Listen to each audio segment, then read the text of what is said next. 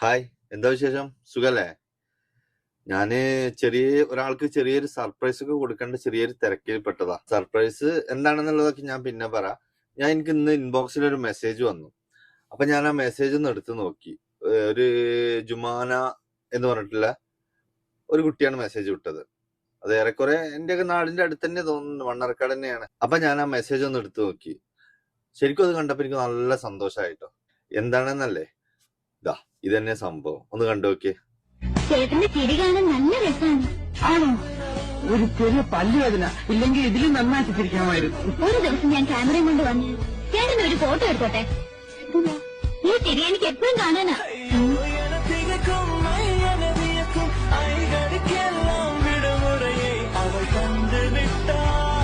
സത്യം പറഞ്ഞാല് എന്റെ ഫോട്ടോ ഒരുപാട് ആളുകൾ വരച്ച് എനിക്ക് വിട്ടെന്നിക്കണു.